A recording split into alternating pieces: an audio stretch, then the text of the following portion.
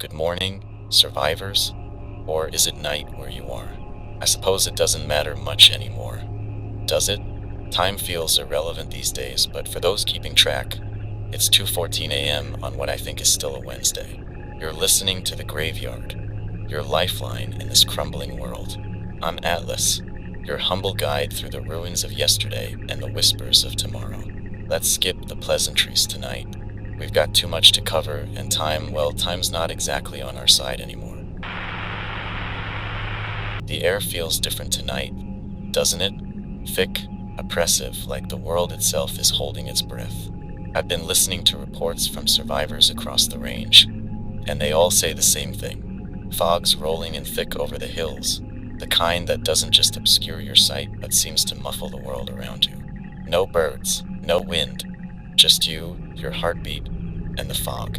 I don't know about you, but that kind of quiet sets my teeth on edge. It's like the world's bracing for something we can't see yet. Maybe it's nothing. Maybe it's everything. Here's what I know. That fog is not just in one place. I've had people call in from the outskirts of the city, the deep forests, even the coastal highways. It's everywhere, moving in slow but deliberate waves. And it's not behaving normally. Wind patterns say it should be dissipating by now, but instead, it clings to the ground like it's got a purpose. One survivor described it as if the fog was alive, watching, waiting. Another said it swallowed the sounds of his footsteps, leaving him in a void of silence. Do I believe them? Let's just say I've learned not to dismiss anything outright. Now, I don't want you to panic, but I'd be lying if I said this doesn't concern me. 6 months in, and we're all used to the chaos, the noise, the constant push and pull of survival.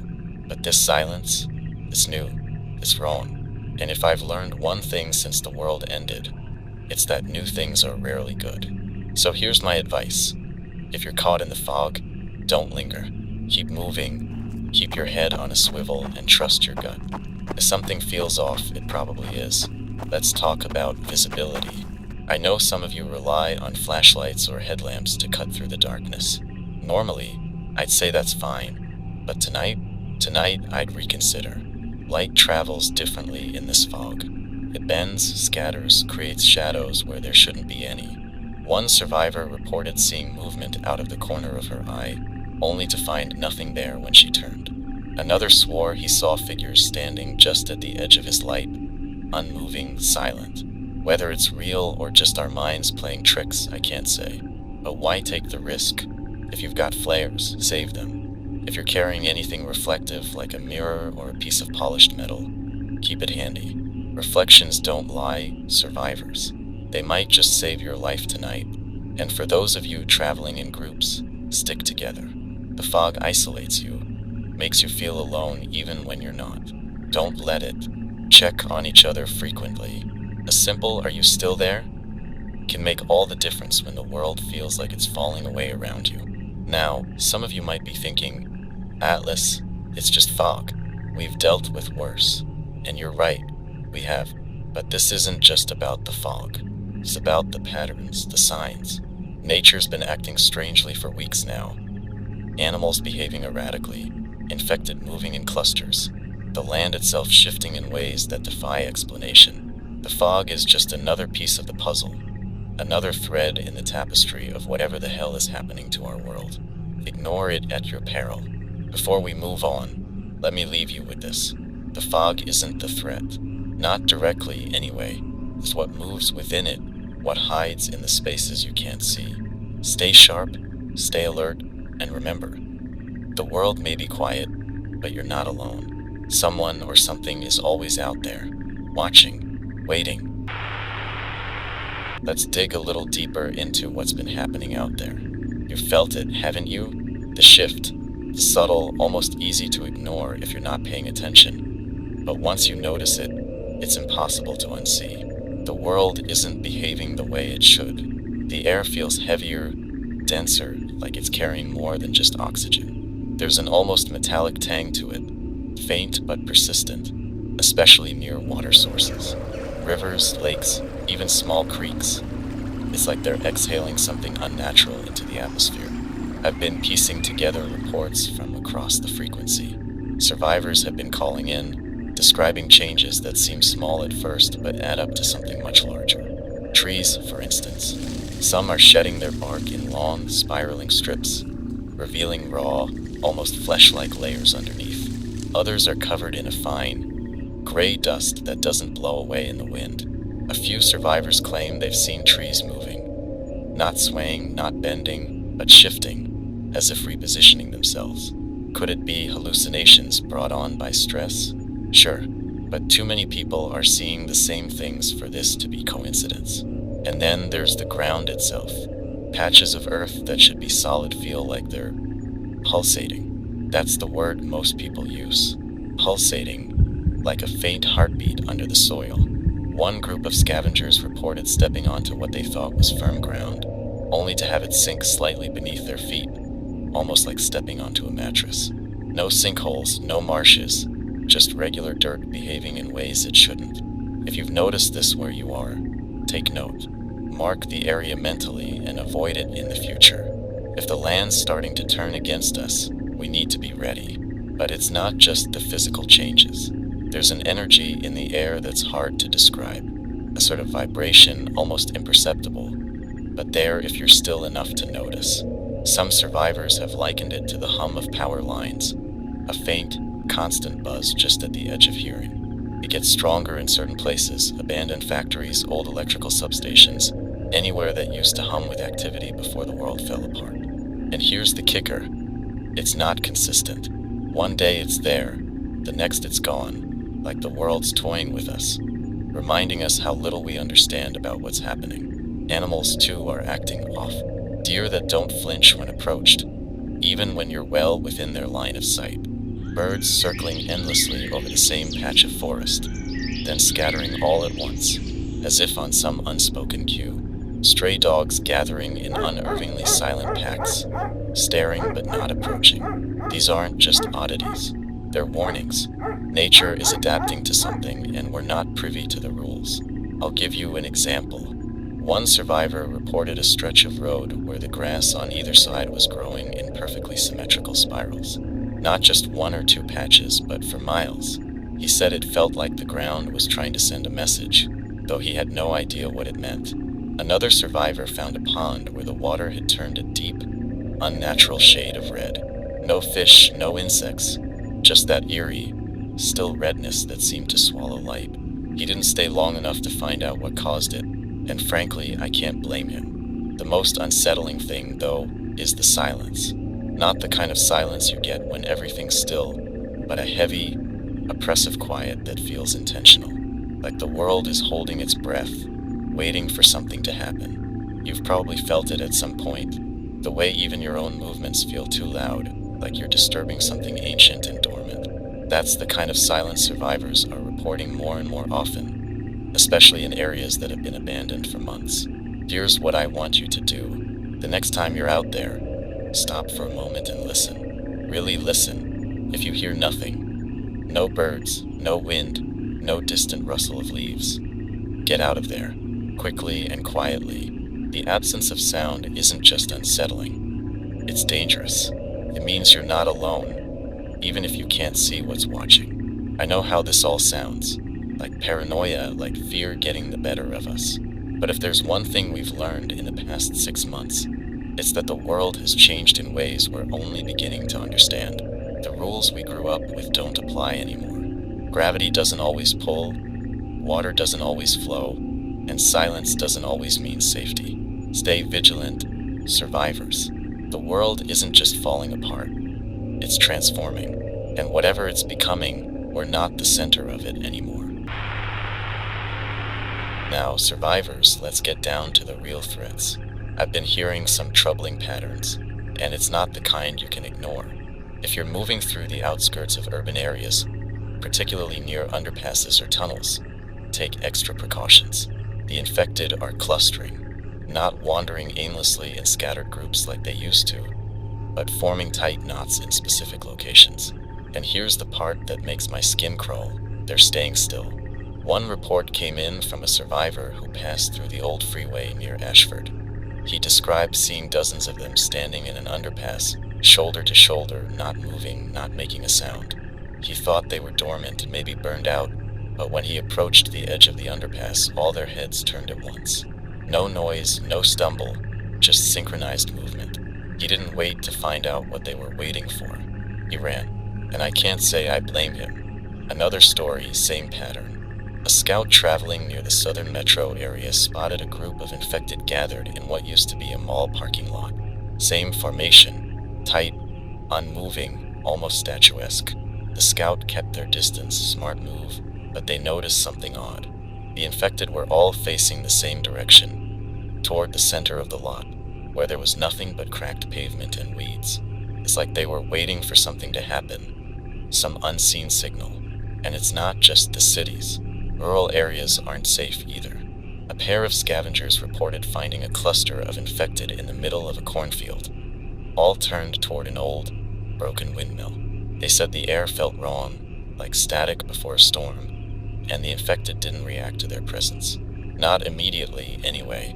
It wasn't until one of the scavengers made a noise, a dropped wrench, I think, that the entire cluster turned as one. No groans, no screams, just deliberate movement. They barely made it out alive. What's causing this behavior? I don't know, and that's what makes it terrifying. Are they evolving, learning, following some instinct we can't understand? Whatever it is, it's a shift we can't afford to ignore. For months, we've relied on their predictability, slow, stupid, easily distracted. But if that's changing, if they're starting to act with purpose, we're in trouble. All of us. Here's my advice. If you see a cluster, don't investigate. I know curiosity is hard to suppress, especially when everything about this world is screaming for answers. But trust me, it's not worth it. Mark the area in your mind, take note of landmarks, and move as far away as you can. And if you're forced to pass through an area where they've gathered, stay low, stay quiet, and avoid direct lines of sight. Their vision isn't great, but if they're acting with intent, we can't assume they're as blind as they used to be. Another thing to consider, sound. It's always been our ally when it comes to distracting them. But these clusters, they don't react to noise the same way. A survivor set off a car alarm to draw them away from a supply depot. Normally, that would scatter them like startled birds. But instead, they froze. Every single one of them stopped moving and just listened. The survivor described it as the most unnerving thing he'd ever seen. They weren't drawn to the noise. They were analyzing it. Think about that. If you're traveling with a group, communication is key. Use hand signals, gestures, anything but your voice. Keep an eye on each other's movements and establish clear roles. Who's leading, who's watching the rear, who's carrying what. Panic will get you killed faster than any infected ever could. And if you feel that knot in your stomach, that instinctual pull telling you to turn back, listen to it. Gut feelings aren't just paranoia. They're survival mechanisms honed over millennia. Trust them. Now, I know this sounds bleak. It is bleak. But it's also information, and information is power. The more we understand about these changes, the better we can adapt. The world is different now, but that doesn't mean we can't still fight to carve out our place in it. Just remember, clusters are a red flag. Treat them like landmines, dangerous, unpredictable, and not worth the risk. Stay sharp, stay quiet, and stay alive. This isn't the time for bravery. It's the time for survival. Let's pivot to something a bit more immediate, something tangible that might just keep you alive a little longer.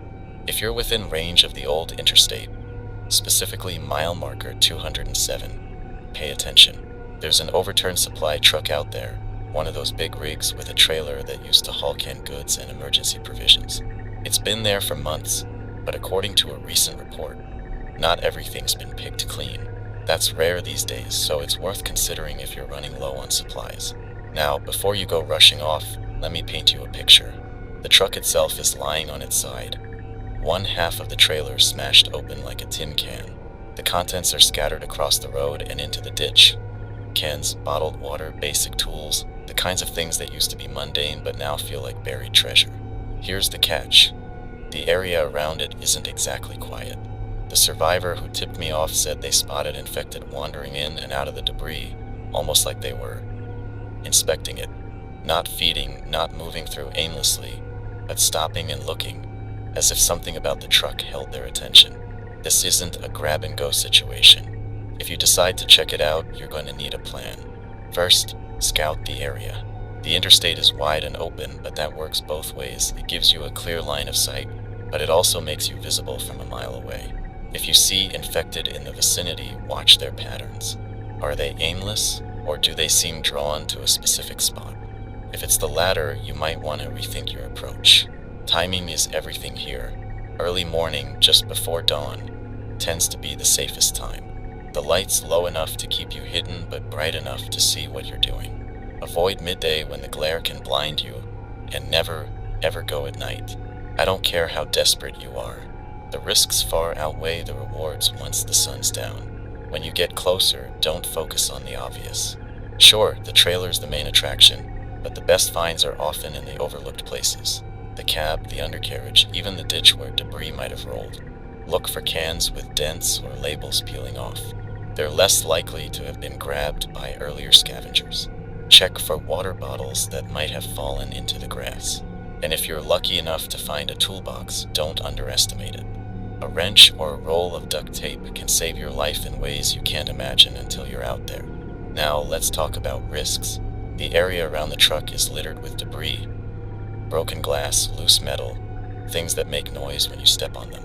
If you're not careful, you'll alert everything in a quarter-mile radius. Move slowly, deliberately, and keep your head on a swivel. And for the love of whatever you hold sacred, don't let your guard down just because you think you're alone. The infected aren't the only danger out there. Traps are becoming more common, especially near high-value spots like this. A single tripwire, a carefully placed nail board, and suddenly you're easy prey for someone who values your supplies more than your life. If you do encounter another survivor, don't assume they're friendly. People are desperate, and desperation makes monsters of us all. Keep your distance, make your intentions clear, and if you sense hostility, leave. Supplies can be replaced. Your life can't. Before I forget, there's one more thing about this truck you should know. The survivor who found it mentioned something strange. A symbol painted on the side of the trailer, crudely done in what looked like red paint or maybe dried blood. It was a circle crossed through with jagged lines, almost like a sun with rays that had been shattered. They didn't stick around to figure out what it meant, and frankly, neither should you. Symbols like that tend to attract attention, and not the good kind. If you see it, make a mental note, grab what you can, and get out. One last tip. If you're headed toward mile marker 207, take the old service road instead of the main highway. It's slower, sure, but it keeps you out of sight and gives you more cover if things go sideways. The extra time is worth the added safety, trust me. That's all I've got on the truck. Whether you decide to check it out or not, remember the golden rule of scavenging. Don't get greedy. Take what you need, leave the rest, and keep moving. The longer you linger, the more you risk. And out here, risk isn't something you can afford. Let's move on to something a little more unsettling. Strange things are popping up out there. Survivors, and I'm not just talking about infected behavior or the shifting landscape. No, this is something else entirely. Something harder to explain, harder to wrap your head around. I've been getting reports of anomalies, let's call them. Little signs that the world isn't just breaking down. It's changing into something we don't understand. Here's one example. A scavenger passing through an abandoned neighborhood spotted a patch of ground covered in a glowing blue residue. It wasn't paint or spilled chemicals. It seemed organic, almost alive, pulsing faintly in the dim light. He said the air around it felt warmer, thicker, like stepping into a steam-filled room. He didn't stick around to investigate, and honestly, I don't blame him. Whatever that stuff was, it didn't belong there. Then there's the matter of tracks. People have been finding trails in the dirt and mud that start strong and clear, only to vanish abruptly, as if whatever made them was lifted straight into the air. Human footprints, animal prints, even the distinctive drag marks of infected, just gone, with no sign of where they lead. One survivor found a line of hoofprints in a clearing, perfectly spaced and deep enough to indicate a large animal. They followed the trail for about 100 yards before it simply stopped in the middle of an open field. No broken branches, no disturbed grass, just nothing. It's like the earth is swallowing things whole. And then there are the sounds.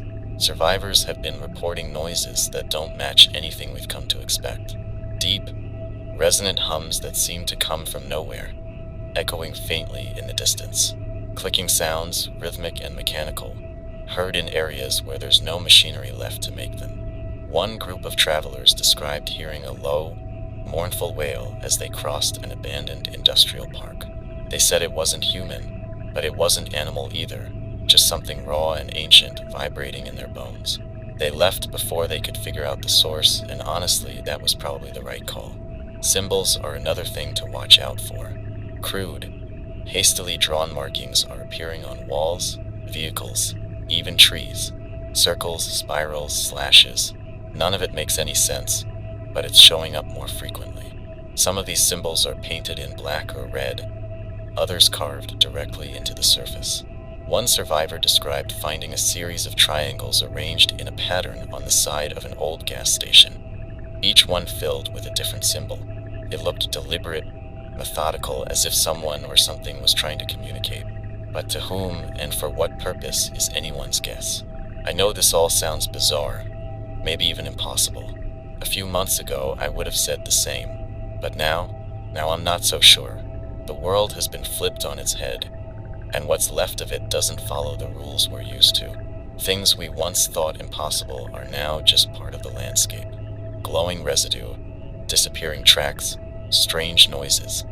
They're all pieces of a puzzle we don't have enough pieces to solve yet.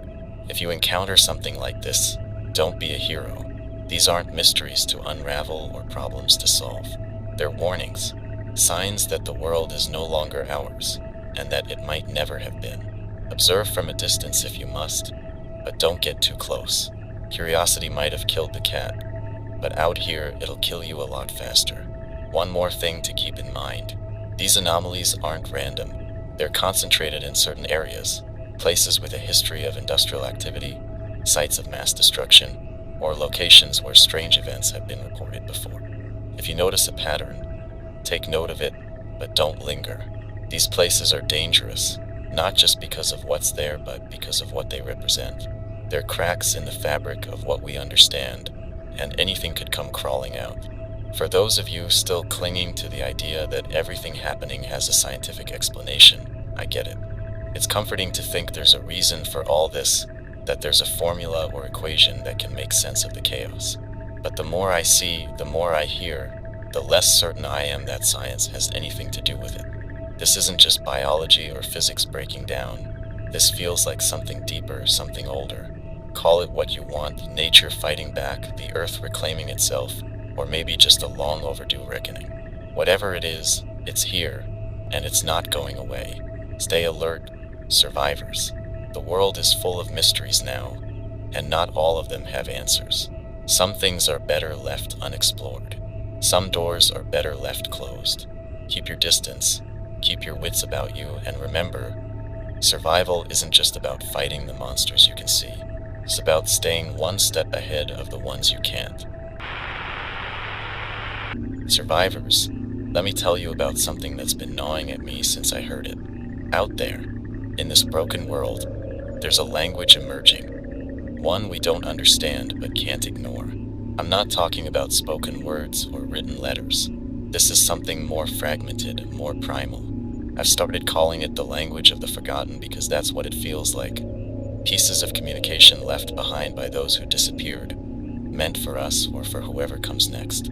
A scavenger came across a note pinned to the door of an old church. Simple. One word. Run. It was written in jagged, shaky letters, the ink smeared as if by a trembling hand. The scavenger said there was no other sign of who might have left it or what they were running from. Just that single, haunting word. A message from the past or a warning for the future. It doesn't take a genius to figure out what it means, but the real question is, who was it meant for? Was it meant for us, or was it left for someone they knew would follow?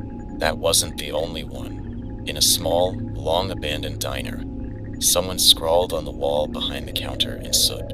It read, "We are the trespassers now. Let that sink in for a moment. Not the infected, not whatever's out there in the dark. We are the trespassers. It makes you wonder, doesn't it? Have we overstayed our welcome in a world that no longer belongs to us? Or was it never ours to begin with? And then there are the symbols, those strange shapes I mentioned earlier. They're showing up more frequently now, almost as if they're spreading. One survivor found a series of intersecting circles carved into a tree trunk, surrounded by crude arrows pointing upward toward the sky. Another spotted a triangle marked on the side of a collapsed house, with lines radiating outward like some kind of distorted sun. They mean something, I'm sure of it, but figuring out what is like trying to read a map drawn in invisible ink. What unsettles me most, though, are the whispers of coordinated messages. One traveler found a stone placed neatly in the center of a deserted road. Beneath it was a scrap of paper, weathered and stained, but still legible. It said, "Don't go north." That's all. No explanation, no signature, just those 3 words. Don't go north. The traveler wasn't planning to head that way, but the message stayed with them, gnawing at the edges of their mind. Who wrote it, and why? I've had a few survivors tell me about similar warnings in other places. Notes tied to trees, etched into the sides of vehicles, even scratched into the dirt with sticks. They're always short, always cryptic. Keep moving. Don't stop here. The sky listens. Messages like these feel deliberate, intentional. They're not random scrawlings of desperation. They're guidance, or maybe warnings, left behind by people who saw something we haven't yet. It's easy to dismiss these messages as the ramblings of the frightened or the insane, but there's a pattern here, a purpose. Someone out there knows something we don't. They're trying to tell us something, even if the meaning gets lost in translation. The question is, do we listen, or do we risk ignoring what could be the difference between life and death? If you come across one of these messages, don't take it lightly. Even if it doesn't make sense at first, take note of it. Write it down, remember where you found it, and think about what it could mean in the context of your surroundings. These warnings, cryptic as they are, might just save your life, or they might lead you into something worse. That's the gamble we're all playing, isn't it? One more thing to consider. If these messages are being left intentionally, it means there are others out there. People who have seen the same horrors we have and survived long enough to try to warn the rest of us. That's a small comfort in a world that feels emptier every day. It's a reminder that we're not alone, even when it feels like we are. Someone somewhere is fighting to stay alive just like you, and they care enough to leave a trail for the rest of us to follow or avoid. But then there's the flip side, the possibility we don't want to think about. What if these messages aren't meant for us? What if they're meant for something else? Something watching, waiting, learning? It's a chilling thought, I know, but it's one we can't ignore. The world isn't just dangerous anymore. It's layered, complex, and full of shadows that don't always make sense. Every message, every mark, every whisper could be a lifeline or a trap. Stay sharp, survivors. The world is talking to us in ways we've never seen before. Whether it's trying to warn us, guide us, or lead us astray, one thing is clear. Nothing is random anymore. Pay attention to the messages. They might be the only thing standing between you and the end. Let's take a moment to address the stranger things happening out there. Not the infected, not the dangers we've come to expect, but the inexplicable, the kind of occurrences that make you stop and question whether the world is following any kind of rules anymore. These aren't isolated incidents either. They're spreading, appearing in places that should be empty, silent, and long forgotten. First, let's talk about the lights. Several survivors have reported seeing sudden, intense flashes in the night sky, bright enough to light up the ground for miles around. They last no more than a second or two and leave no trace behind. No sound, no heat, just light. One survivor described it as a false dawn, a blinding glow that turned night into day before disappearing as if it had never been there. It's happening more frequently now and always in areas with no apparent connection. Abandoned fields, crumbling industrial parks, even deep in the forest where no one should be. And it's not just the lights. There's a hum, a low-frequency vibration that some survivors have reported hearing in these same areas. It's not constant. It comes and goes, a faint resonance that you can feel more than hear, like standing too close to a live power line. A scavenger described it as a pressure in the chest, a weight that made it hard to breathe. They said it grew stronger as they approached the source, but when they tried to locate it, it vanished entirely, leaving only the unsettling silence behind. Then there's the matter of heat. Some survivors have stumbled into patches of ground that feel unnaturally warm to the touch, even in the dead of winter. One group found a section of asphalt on an old highway that was hot enough to melt the soles of their boots. There was no fire, no visible source of heat, just the ground itself radiating warmth, as if something beneath the surface was burning or alive. They didn't stay to investigate, and I can't say I blame them. When the earth itself starts to behave like it has a pulse, it's time to move on. And let's not forget the animals. I've mentioned before that their behavior has been off, but it's getting stranger. A traveler passing through an open plain saw a herd of deer standing completely still, all facing the same direction, as if staring at something in the distance. When he tried to approach, they scattered in perfect unison, not a single sound or misstep among them. It was as if they were connected, moving as one. Another survivor found a flock of crows circling a small clearing in the forest, only to stop abruptly and perch in the surrounding trees, watching silently. He said their eyes didn't look like they used to. They were too bright, too focused, almost like they were studying him. And what about the trees? I've been getting more reports of strange growth patterns. Branches twisting into unnatural shapes, roots pushing up through the ground in spirals, even entire trees appearing to bend towards certain locations, as if drawn by some invisible force. One survivor swore they saw a tree shed its leaves all at once, as if shaking them off deliberately. Another described seeing sap that glowed faintly in the dark, oozing from deep gashes in the bark like an open wound. The most unsettling phenomenon, though, has to be the disappearances. Tracks that lead nowhere, people vanishing without a trace, entire landmarks erased as if they were never there. One survivor reported returning to a familiar stretch of road only to find that a massive water tower, a landmark they had used for months, was completely gone. Not collapsed, not rusted away, just gone. The area where it once stood was overgrown with grass, as if it had never existed. No debris, no foundation, nothing. It's as if the world itself is erasing its past, wiping away the remnants of what used to be. What's causing all this? I don't know. Maybe it's the infection spreading beyond the bodies of the living. Maybe it's the planet reacting to what we've done to it, fighting back in ways we can't comprehend. Or maybe it's something else entirely, something older, deeper, and far more dangerous than anything we've faced so far.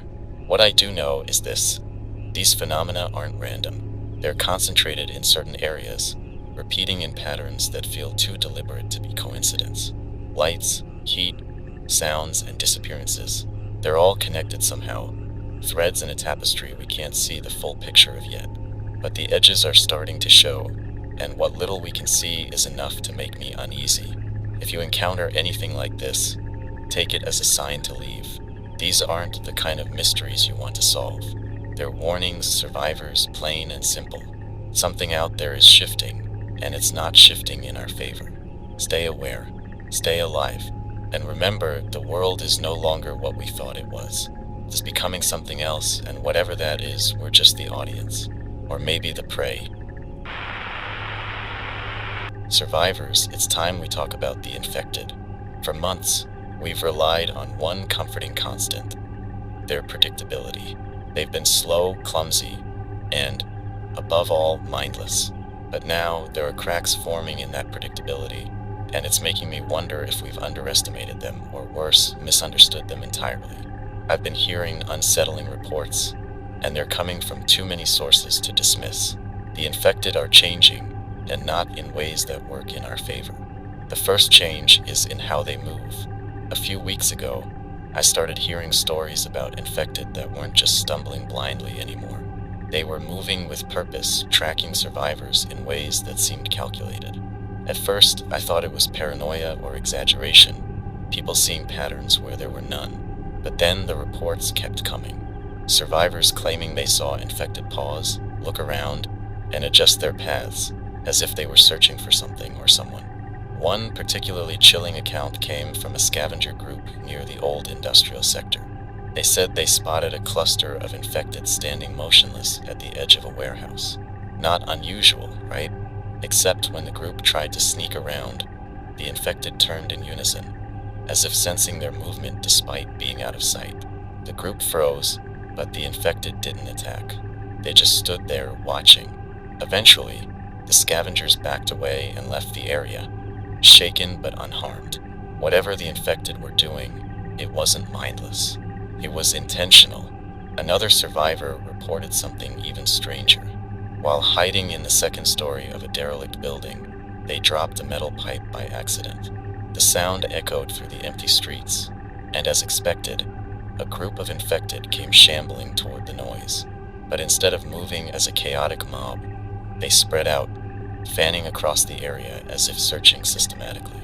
The survivor described it as watching wolves hunt, methodical, precise, and terrifyingly coordinated. Then there's the issue of their senses. For months, we've relied on the fact that their vision is poor, their hearing unreliable, and their sense of smell almost non-existent. But lately, there's been evidence that they're adapting. A survivor crossing a stretch of open land at dusk noticed infected in the distance, too far to hear or smell them. Yet as soon as the survivor moved, the infected turned their heads, tracking the motion with eerie accuracy. Another account described an infected stopping suddenly, sniffing the air like an animal catching a scent. Moments later, it changed direction and began moving toward a spot where the survivor had stood minutes earlier. It's not just their senses, either. Their behavior is shifting in ways that suggest more than just evolution, it's strategy. Survivors traveling in groups have reported infected targeting the person at the back of the line, deliberately separating them from the others. Others have mentioned infected avoiding obvious traps, like barricades or tripwires, as if they've learned to recognize them.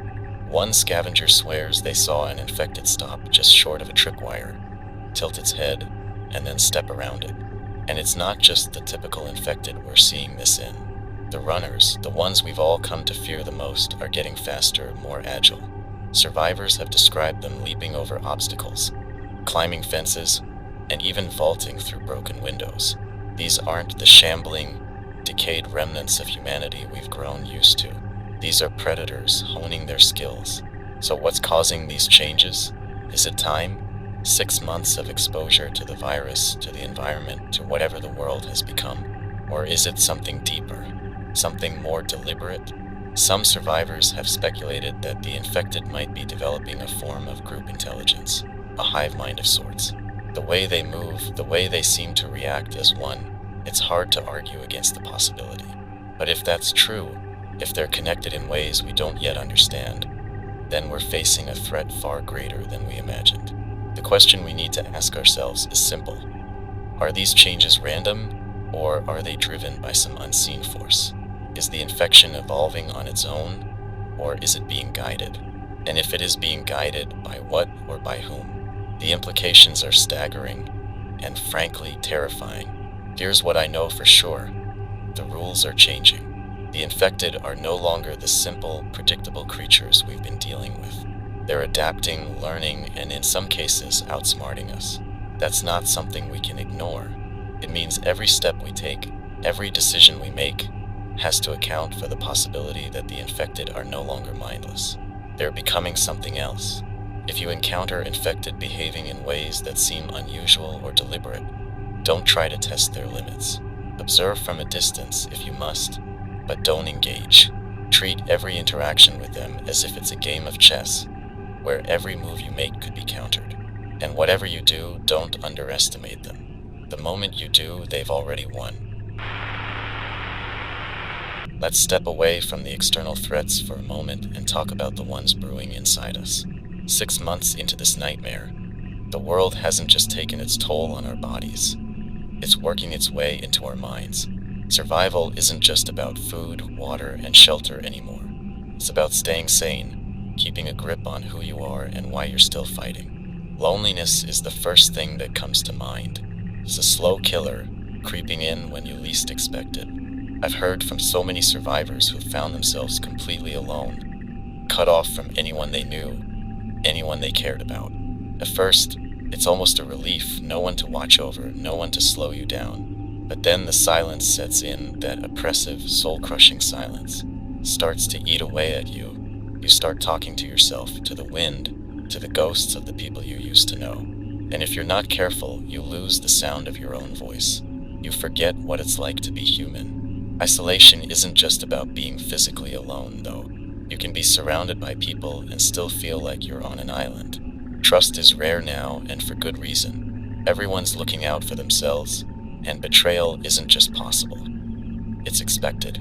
That makes every interaction a balancing act, a tightrope walk between connection and self-preservation. You might find yourself pulling away, even when you desperately want to reach out, because letting someone in feels like handing them a weapon. And that kind of isolation is just as dangerous as being alone. Then there's the fear. It's constant, isn't it? Always lurking in the back of your mind, ready to rear its head the moment you let your guard down. Fear of the infected, of other survivors, of the unknown. Fear of making the wrong choice, because out here, one mistake can mean the difference between life and death. But the most insidious fear is the fear of hope. You start to believe that hoping for something better, for a future, is a liability. You convince yourself it's easier to expect nothing, to feel nothing. That way, you won't be disappointed when it all goes wrong. But here's the thing, survivors. Hope isn't the enemy. It's a weapon, and like any weapon, it has to be wielded carefully. Hope can drive you forward, give you a reason to keep going when everything else feels pointless. It can be as simple as finding a can of soup when you're starving, or as profound as hearing another human voice on the radio. The trick is to hold onto it without letting it blind you. Hope won't protect you from the infected or put food in your belly, but it will remind you why you're fighting in the first place. Let's not forget the memories. They sneak up on you, don't they? You'll be walking through a ruin, scavenging for supplies, and suddenly something catches your eye. A child's toy, a photograph, a piece of graffiti. And just like that, you're back in the world that was. You can hear the laughter, the music, the hum of life before everything went dark. It's beautiful, but it's also dangerous. Dwelling on the past can paralyze you, make you hesitate when you need to act. But ignoring it altogether, that's just as bad. Memories are a double-edged sword. They can cut you down, or they can remind you of who you are. And let's talk about guilt. Survivors carry it like a second skin. Guilt for the people we couldn't save, for the choices we had to make, for being alive when so many others aren't. It's heavy, isn't it? You feel it in your chest, weighing you down, making every step harder than the last. But here's the truth. Guilt is a sign that you're still human. It means you care, even if it feels like a burden you can't bear. The trick isn't to let go of it. It's to learn how to carry it without letting it crush you. So how do we fight back? How do we keep ourselves together when the world is tearing us apart? Start small. Find routines, little rituals that ground you. Maybe it's checking your gear every morning, or taking 5 minutes to sit quietly and breathe. Maybe it's carving notches into a piece of wood to mark the days, or writing down your thoughts in a notebook. Whatever it is, make it yours. It's not about pretending everything's fine. It's about giving yourself something to hold on to, something that reminds you that you're still here, still fighting. And don't underestimate the power of connection, even if it's just a fleeting moment. A wave from a stranger across the street, a shared meal with someone you might never see again, a voice on the radio. These moments are rare, but they're worth more than gold out here. They remind us that we're not alone, even when it feels like we are. Survivors, this fight isn't just physical. It's mental, emotional, spiritual. The world is testing us in every way imaginable, but the fact that you're still here means you're stronger than you think. Don't lose sight of that. Keep moving, keep fighting, and above all, keep believing that there's still something worth fighting for. Because if we lose that, we've already lost everything. Survivors, it's time to start paying closer attention. Not just to the infected or the people around you, but to the world itself. There's a rhythm to it, a pattern if you're willing to look closely enough. The problem is, most of us don't. We're so focused on surviving the next hour, the next day, that we forget to step back and see the bigger picture. But the truth is, the world's been trying to tell us something for a while now. We just haven't been listening. Have you noticed how the infected seem to move differently depending on where you are? It's not just random stumbling anymore. In open fields, they tend to gather in tighter groups, almost like herds. In urban areas, they spread out as if they're covering ground more efficiently.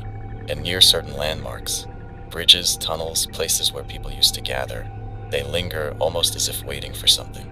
It's not just instinct. There's a purpose to it, even if we don't understand what that purpose is yet. And it's not just the infected. The land itself is changing.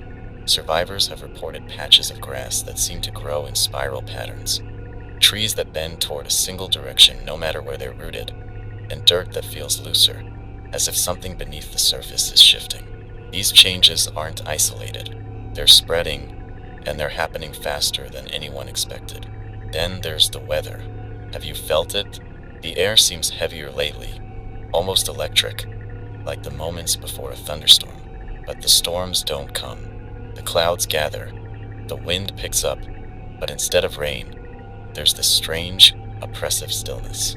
Survivors have reported sudden temperature drops in places where there shouldn't be any. One moment it's warm, the next it feels like the dead of winter. And it's not just uncomfortable, it's disorienting. Imagine trying to focus on scavenging or escaping when your body can't even figure out what season it is. Pay attention to the animals, too. Been our canaries in the coal mine, reacting to danger before we even know it's there. Lately, they've been acting stranger than ever. Birds flying in erratic patterns, circling areas for hours before scattering all at once. Deer standing perfectly still, staring at something none of us can see. Even stray dogs, once so wary of humans, seem to be moving with more caution, sticking to shadows and avoiding open areas. It's like they know something we don't. And the sounds. I've mentioned this before, but it bears repeating. Survivors have been hearing things. Low hums, distant clicks, strange wails that don't match any animal or machine we've ever known. They're faint, easy to dismiss if you're not paying attention. But once you hear them, you can't unhear them. They get under your skin, make you feel like you're being watched even when there's nothing around. I don't know what's causing them, but they're happening more often. And they're spreading to places that used to be silent. Here's the thing, survivors. None of this is random. The infected, the land, the animals, the sounds, they're all connected. The world isn't just breaking down. It's reorganizing itself, following rules we don't understand yet. And if we're going to survive, we need to start figuring those rules out. So here's what I need you to do. Observe. Take note of the little things, the patterns, the changes. If you notice infected behaving differently, write it down. If the landscape looks off, remember it. If you hear something strange, don't just dismiss it as your imagination. These details might not seem important on their own, but together, they paint a picture of what's happening out there. And the more we know, the better our chances of staying ahead of it. I know it's hard to focus on anything but the immediate dangers. I know it feels like every second spent observing is a second you're not fighting or running or scavenging. But this isn't just about survival anymore. It's about understanding the new rules of this world, about adapting to a game we didn't ask to play. And the only way to do that is to start paying attention. If you're traveling with others, share what you see, compare notes. What you miss, someone else might catch. And if you're alone, keep a journal. Even if you think it's pointless, even if you think no one will ever read it, write down what you see, hear, and feel. These observations could be the key to unlocking whatever the hell is happening out there. The world is shifting, survivors. It's not the same place it was 6 months ago, and it's not done changing. The more we understand these changes, the better equipped we'll be to face what's coming next. Because something is coming. You can feel it in the air, in the silence, in the way the infected are moving. It's out there waiting, watching. And when it arrives, we need to be ready. Survivors, I need your full attention for this next part. If you're anywhere near the northern riverbanks, you need to leave immediately. I've been receiving scattered reports from different sources, and the details are fragmented, but the message is clear. Something is happening there, and it's not safe. The river itself is the first problem. Several survivors have described it as unnatural, almost alive. The current has picked up speed, pulling at debris, plants, even parts of the eroded banks. One survivor reported seeing a massive tree uprooted and swallowed whole, dragged under as if the river had grown a hunger of its own. Another described the water as wrong, not just faster but darker, almost black, and carrying a smell like rot and metal. If you've been near it, you know the feeling I'm talking about. That heavy pressure in the air, like the river is breathing, watching, waiting. But it's not just the river. The land around it has started to change. Survivors have found sinkholes appearing out of nowhere, some large enough to swallow entire vehicles. One group of scavengers barely escaped when the ground beneath them collapsed, leaving a jagged pit that seemed to extend far deeper than it should have. The edges were lined with spirals of grass and dirt, twisted in patterns that looked deliberate, almost designed. It's as if the earth itself is folding in on those places, pulling them down into something we can't see. And then there's the smoke. Survivors in the area have described plumes of dark, oily smoke rising from the forest along the riverbank. It doesn't behave like normal smoke. It clings to the air, hanging low and spreading outward rather than dissipating. One traveler reported walking through a patch of it and feeling his skin burn, not like fire but like acid. His clothes were untouched, but his arms were covered in red welts that didn't heal for days. Whatever's burning out there, it's not wood, and it's not anything we should be near. The infected near the river are acting differently too. Normally, they move in random patterns drawn by sound or movement, but near the northern banks, they're clustering. Not in tight groups like in other places, but spread out, forming a wide perimeter around certain areas. They're not wandering aimlessly, they're guarding something. Survivors who've tried to pass through have reported feeling like they were being herded, pushed towards specific directions without realizing it until it was too late. And the infected don't just attack. They wait, watching from a distance, as if testing boundaries. One survivor described an encounter near an old dockyard. He was scouting for supplies when he noticed several infected standing motionless in the shallow water, their heads tilted upward as if listening to something. He said the air felt wrong, thick with static, and he could hear a faint, rhythmic hum coming from somewhere upstream. When he moved closer to investigate, the infected turned toward him in unison, their eyes glowing faintly in the dim light. He ran before they could reach him, but he couldn't shake the feeling that they weren't chasing him. They were warning him. The most chilling report I've heard, though, came from a scavenger who ventured into the area at dusk. He found a stretch of the river where the water seemed to spiral, twisting in slow, deliberate patterns. At the center of one of these spirals, he swore he saw something rise from the water. He couldn't describe it, said it was too dark, too far away, but he felt its presence like a weight in his chest, pressing down until he could barely breathe. He didn't wait to see what it was, and I'd advise you to do the same. Whatever's happening near the northern riverbanks, it's not natural. It's not something we can fight or even understand. All the signs are there: shifting land, unnatural water, infected behaving with purpose. It's a convergence, a focal point for whatever is reshaping this world. And if you're there when it happens, I don't think you'll get a chance to leave. If you're already in the area, get out now. Don't stop to scavenge, don't try to investigate. This isn't a place for curiosity or bravery. It's a trap, and whatever's waiting there isn't something you want to meet. Mark it on your map, remember it, and avoid it at all costs. The northern riverbanks are no longer safe, and they might never be again. Survivors, I've been thinking a lot about what all of this means. The shifting world, the infected, the strange occurrences we keep stumbling upon. 6 months ago, we thought we understood the rules. Keep quiet, stay hidden, avoid the infected, and you'd live another day. But the world keeps changing, doesn't it? The rules keep shifting, bending, breaking, and the longer we survive, the clearer it becomes that this isn't just a disaster, it's a transformation. What are we transforming into, though? That's the question that keeps me up at night. Is this world remaking itself into something we can adapt to? Or are we simply witnesses to our own obsolescence? Everything we see, the patterns in the land, the behavior of the infected, the strange lights and sounds. It all feels deliberate, like pieces of a puzzle we can't quite put together. And if that puzzle has a message, it's one we haven't figured out yet. I said it before, but it bears repeating. Survival isn't just about staying alive anymore. It's about paying attention, learning, adapting. The world is telling us something, showing us things we've never seen before. Whether it's trying to warn us, test us, or push us out entirely, I don't know. But ignoring it isn't an option. Every day you survive is a chance to learn something new, to find a piece of that puzzle. And maybe, just maybe, those pieces will lead us to something that makes sense. But let's be honest with ourselves. We're not the center of this story anymore. The world isn't ours to control, and maybe it never was.